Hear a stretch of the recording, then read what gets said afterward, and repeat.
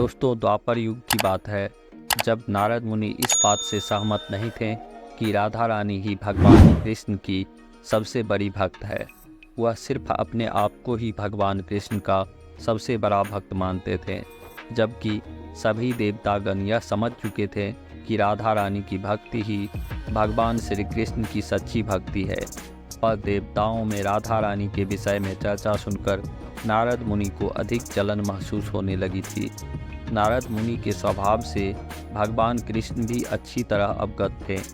एक दिन नारद मुनि भगवान श्री कृष्ण से मिलने द्वारिकापुरी गए थे। उन्हें आते देख भगवान श्री कृष्ण अपना सिर पकड़कर बैठ गए। मुनिवर ने उन्हें देखते ही पूछा, क्या हुआ प्रभु, आप ऐसे सिर पकड़कर क्यों बैठे हैं? उस पर भगवान श्री कृष्ण ने उत्तर दिया, मुनिवर, आज हमें सिर में बहुत पीड़ा हो रही है। नारद बोले, प्रभु, इस पीड़ा को मिटाने का क्या कोई उपाय है? कृष्ण ने कहा, हाँ मुनिवर, उपाय तो है। अगर मेरा सबसे बड़ा भक्त अपने चरण धोकर उसका चरण अमृत मुझे पिलाएगा तो मेरा सिर दर्द पल भर में ठीक हो जाएगा। श्री कृष्ण के मुख से यह उपाय सुनकर कुछ पल के लिए मुनिवर सोच में पड़ गए कि हूँ तो मैं ही सबसे बड़ा कृष्ण भक्त, लेकिन अगर मैं अपने पैर धोकर उसका चरण अमृत प्रभु को पिलाऊंगा तो मुझे नरक जाने जितना महापाप लगेगा।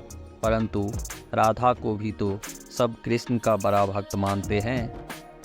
इतना सोचने के बाद भगवान कृष्ण से आज्ञा लेकर नारद मुनि तुरंत राधा रानी के महल में जा पहुँचे और उन्हें प्रभु के सिर में हो रही पीड़ा एवं उसके उपाय के बारे में वृतांत सुनाया।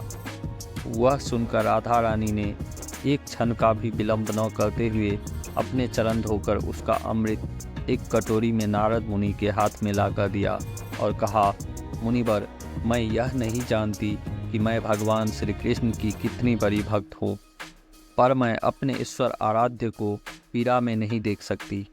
राधा के मुख से वह सच्चे भक्ति भाव के शब्द सुनकर नारद मुनि की आंखें खुल गई और वह समझ गए कि श्री राधा रानी ही भगवान श्री कृष्ण की सबसे बड़ी भक्त है और प्रभु श्री कृष्ण ने यह लीला मुझे समझाने के लिए ही रची थी।